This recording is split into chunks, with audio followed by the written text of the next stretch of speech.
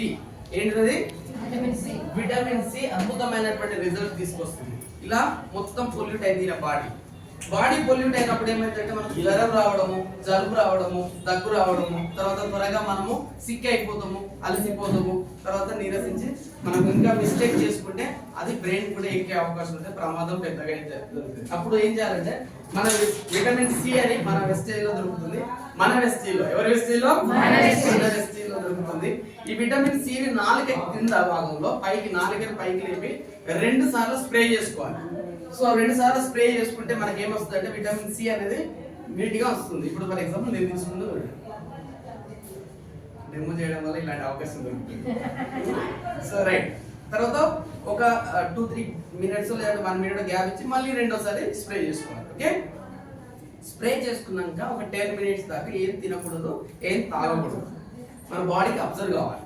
So ఇప్పుడు ఈయన body damage, ఇప్పుడు నా లోపల నేను స్ప్రే చేసుకున్నా, లోపల బయటికి చూపించలేదు కదా, అందుకోసమే ఈ డిస్ప్లే తీసుకున్నా. సో ఈయన బాడీని క్లియర్ గా మీకు ట్రాన్స్ఫర్మేట్ చూపించగలుగుతున్నా. కాబట్టి ఇది డ్యామేజ్ అయినప్పుడు ఒక స్ప్రే చేసిన.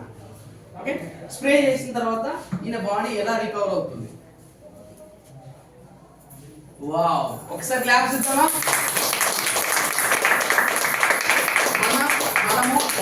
మనం గాలి ద్వారా తీసుకున్న పొల్యూషన్ ఉంటాయి కదా, ఆ పొల్యూషన్ ని క్లీన్ చేసుకున్నది బాడీ.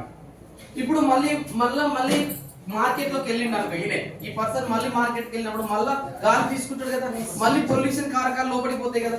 మళ్ళీ పోయినప్పుడు ఆయన బాడీని ఏం చేస్తాడంటే మొత్తం కంప్లీట్ ఒక